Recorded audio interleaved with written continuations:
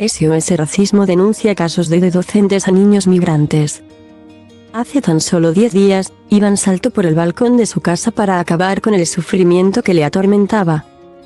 Los niños de su clase se metían con él porque había decidido ser un niño, pero el acoso había empezado en la primaria. Era diferente. Había nacido en Argentina y tenía un acento característico al hablar. Distintos alumnos del instituto en el que estudiaba apuntan que fue el detonante para que empezara el acoso. No es un caso aislado. Los niños migrantes, adoptados o de familias españolas pero con rasgos raciales, son uno de los principales blancos del acoso escolar. Lo sostiene la ONG SOS Racismo, que año tras año recibe denuncias de padres que buscan atajar esta situación con la mediación de la entidad. Sin embargo, este 2022 han empezado a detectar que las escuelas, el profesorado y la propia institución educativa también discrimina a los menores. El problema es que la Inspección de Educación no hace nada al respecto, se queja Úrsula Ruiz, técnica del Servei d'Atenció y Denuncia, SAID, de la entidad. Los principales sindicatos de la escuela pública catalana, USTEC y comisiones obreras, no tienen constancia, aseguran, de que esto sea así. Hace años que el SAID de SOS Racismo, un espacio de denuncia para las personas que sufren discriminación racial, detecta casos de bullying entre escolares por motivos de raza. Lo sorprendente es que este 2022 estamos viendo discriminación entre maestros, orientadores, tutores. La propia escuela en su conjunto señala a los jóvenes y adolescentes racializados. Sostiene Ruiz, criminóloga y jurista. Son situaciones muy sutiles, en las que se trata a estos niños con prejuicios y estereotipos que marcarán su desarrollo. Alude a que una mirada negativa y las bajas expectativas de los profesores hacia los alumnos de origen migrante, el llamado efecto Pigmalión, es uno de los principales factores que dificulta, por ejemplo, que estos estudiantes lleguen a la universidad. Ruiz pone el ejemplo de los prejuicios que según ella se activan entre el profesorado ante un alumno latino. Le tratan como a un futuro delincuente.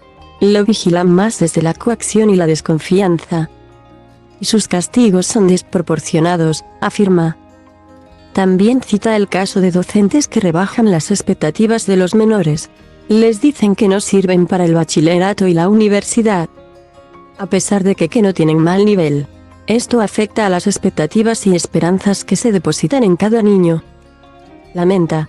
Este es un tema que preocupa a la entidad, dado que el porcentaje de alumnos migrantes en la universidad es 3 veces menor respecto a los nacidos en España.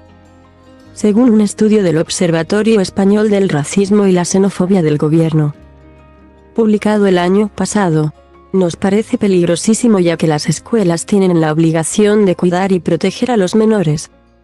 Se deben corresponsabilizar de ellos, subraya Ruiz. SOS Racismo siempre aborda las denuncias relacionadas con el profesorado con el Departamento de Educación.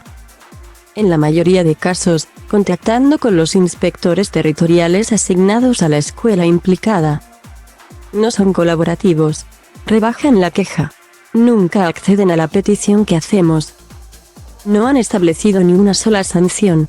¿Hasta dónde tiene que llegar el racismo para que necesiten empezar a actuar?, se queja Ruiz. En algunos casos, explica, la consellería se escuda en que se trata de un centro concertado, porque muchos niños recién llegados son matriculados en estos centros, donde la tasa de niños racializados es mucho menor, a petición de la administración. Sin embargo, el grueso de los casos de discriminación que gestiona SOS Racismo son relativos a bullying entre alumnos de la misma escuela o la misma clase. Vemos agresiones verbales, físicas y contra objetos. La edad va de los 8 a los 17 años y normalmente el acoso está relacionado con temas físicos, el pelo, el olor o las formas diferentes de actuar. Por ejemplo, la comida que traen al recreo. Vemos un malestar emocional en estos niños, no se sienten válidos ni aceptados. Es el primer rechazo en la sociedad y no entienden aún la cuestión racial. Nadie quiere ser el diferente. Pero en el caso de la discriminación racial es aún más duro, no quieren ser diferentes pero no pueden dejar de serlo, expone Ruiz. En los casos de discriminación entre menores sí que hay una mayor cooperación de la escuela. La implicación es positiva, pero nos damos cuenta de que no tienen herramientas ni medios para abordar el racismo. Se les escapa, no lo ven, agrega Ruiz.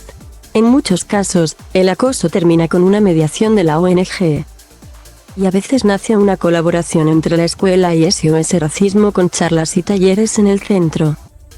Pero, sinceramente, la mayoría de padres terminan cambiando a sus hijos de escuela.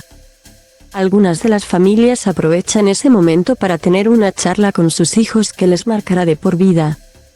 Una charla en la que se ven obligados a advertirles de que esa discriminación les acompañará toda la vida. Otras familias lo han normalizado, o simplemente lo ignoran. Somos conscientes de que las familias que llegan hasta SOS Racismo son solo la punta del iceberg, son los que tienen menos miedo, que tienen tiempo para venir y los más empoderados. Pero hay centenares de personas que no se atreverán a dar este paso. Subraya Ruiz. Muchas personas, especialmente los que se encuentran en situación administrativa irregular, temen contactar con la administración por miedo a ser deportados a su país.